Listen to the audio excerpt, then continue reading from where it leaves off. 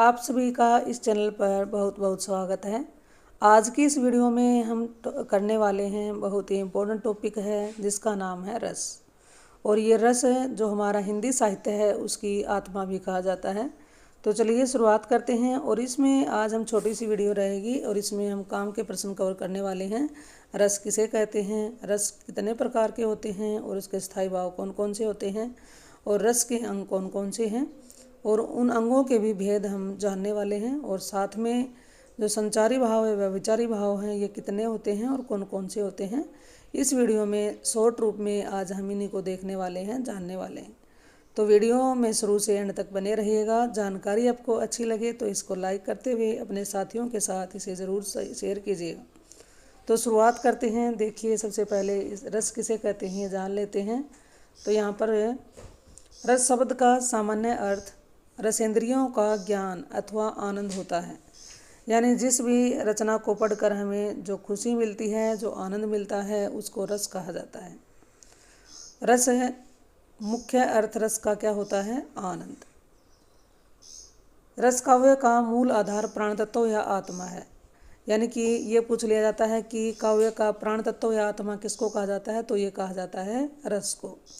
रस का संबंध श्री धातु से माना गया है जिसका अर्थ है जो बहता है, अर्थात जो भाव हृदय रूप में बहता रहता है, हमेशा विद्यमान रहता है, उसको क्या कहते हैं, रस कहते हैं। तो ये टॉपिक यानी कि रस किसे कहते हैं ये आप जान चुके हैं। अब आगे हम बात करते हैं रस के बारे में, थोड़ी सी संक्षिप्त जानकारी हम लेते हैं। तो यहाँ पर बात करेंगे रसों की संख्या की। रस देखिए एक एक करके देखिए। सबसे पहले है श्रृंगार रस। श्रृंगार रस का स्थायी भाव क्या होता है, रति या प्रेम। हास्य रस का होगा हास। करुण रस का शोक। वीर रस का होता है उत्साह। रुद्र रस का क्रोध। भयानक रस का होता है भय। विभत्स रस का क्या होता है, घृणा या जुगुप्सा। अद्भुत रस का क्या होता है, विस्मय या आश्चर्य। शांत रस का क्या होता है, निर्वेद। वेरी इंपॉर्टेंट है, शांत रस का क्या होता है, निर्वेद। वात्सल्य रस का होता है वात्सल्य रति। भक्ति रस का क्या होता है, भगवत विषय रति या अनुराग या उनके प्रति प्रेम भाव। इस तरह से रसों की संख्या हो गई 11। पहले रसों की संख्या 9 मानी जाती थी। बाद के आचार्यों ने वात्सल्य और भक्ति रस को भी रस माना है और इसकी संख्या अब कितनी हो गई, 11 हो गई। और एक ही क्वेश्चन बन जाता है कि नवरस कौन सा है, 9वां रस कौन सा है, तो ये शांत रस है। और रसराज या रसों का राजा किसको कहा जाता है, तो ये कहा जाता है श्रृंगार रस को। इस तरह से यहाँ पर हमने क्या जान लिया कि रस कितने होते हैं और उनके स्थायी भाव कौन कौन से होते हैं, क्योंकि इससे संबंधित क्वेश्चन जरूर पूछे जाते हैं। तो आगे इसी में देखिए कि रस के अंग कौन कौन से हैं। तो रस के अंग यहाँ पर देखेंगे, विभाव है, अनुभाव है और संचारी भाव है। अब इनमें सबसे पहले ये विभाव यानी कि क्या होता है ये देखिए। विभाव क्या होता है इसको देख लेते हैं। तो विभाव के बारे में यानी स्थायी भाव का उद्बोधन करने वाले, स्थायी भाव को जागृत करने वाले, जगाने वाले तत्व होते हैं विभाव। अब ये कौन कौन से होते हैं, ये विभाव 2 प्रकार के होते हैं, आलंबन विभाव और उद्दीपन विभाव। आलंबन क्या होता है, जिसके कारण या जिसके द्वारा स्थायी भाव उत्पन्न हो उसको कहते हैं आलंबन विभाव। और उद्दीपन विभाव जो स्थायी भाव को उद्दीप्त करे, वो क्या होता है, उद्दीप्त करे, जगाए, उसको उद्दीपन विभाव कहते हैं। अब आलंबन विभाव हमारा 2 प्रकार का है, आश्रय आलंबन और विषय आलंबन। आश्रय आलंबन क्या होता है, जिसके प्रति मन में भाव जगे, उत्पन्न हो, वो आश्रय आलंबन हो गया। और विषय आलंबन में जिसके कारण भाव जगे वो विषय आलंबन होता है। इसमें से बीच में से उदाहरण दे देकर क्वेश्चन पूछे जाते हैं। तो ये शॉर्ट में जानकारी आपको मिल गई। अब आगे देखिए इसमें क्या है। दूसरे नंबर पर है अनुभाव। अब ये अनुभाव क्या होता है, मनोभावों को व्यक्त करने वाला जो भाव होता है उसको कहते हैं अनुभाव। और ये 4 प्रकार का होता है। कौन कौन सा होगा, ये सात्विक है, कायिक है, वाचिक और आहार्य। अब इसमें स्तंभ, स्वेद, रोमांच, स्वरभंग, कंप, विवर्ण या रंगहीनता जिसको कलर ब्लाइंडनेस कहते हैं, अश्रु, प्रलय, संज्ञाहीनता, निश्चेष्टा, ये क्या कहलाते हैं, अनुभाव होते हैं। यानी मन में जो भाव आते हैं उनको प्रकट करने के लिए किन किन तत्वों के रूप में दर्शाते हैं हम, सात्विक भी होते हैं, कायिक भी, वाचिक और आहार्य। अगर इनके बारे में आपको डिटेल में चाहिए तो कमेंट में डालकर ज़रूर बता दीजिएगा, इससे संबंधित वीडियो आपको मिल जाएगी। तीसरे नंबर पर बात करें तो क्या है, इसमें संचारी भाव या व्यभिचारी भाव होता है, किसका, रस का एक अंग। अब ये संचारी भाव क्या होते हैं, मन में स्थिर नहीं रहते हैं, ये आते जाते रहते हैं, विचरण करते रहते हैं, तो इसलिए इनको संचारी भाव या व्यभिचारी भाव कहा जाता है।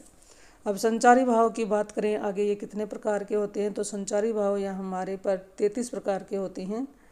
तो कौन कौन से हैं ये थोड़ा थोड़ा करके देखिए, जान लेते हैं। यहाँ पर सबसे पहले यहाँ पर बात करें संचारी भाव में क्या है, यहाँ पर सबसे पहले हर्ष है, उसके बाद विषाद, त्रास, त्रास यानी कि भय, व्यग्रता, 4 नंबर पर है लज्जा, ग्लानि, चिंता, ये सारे क्या हैं, संचारी भाव हैं। शंका, असूया क्या होता है, दूसरे के उत्कर्ष के प्रति असहिष्णुता, यानी दूसरे की उन्नति को सहन न करने वाले को क्या कहते हैं, करने को क्या कहते हैं, असूया कहते हैं। और ये असूया क्या है, एक संचारी भाव।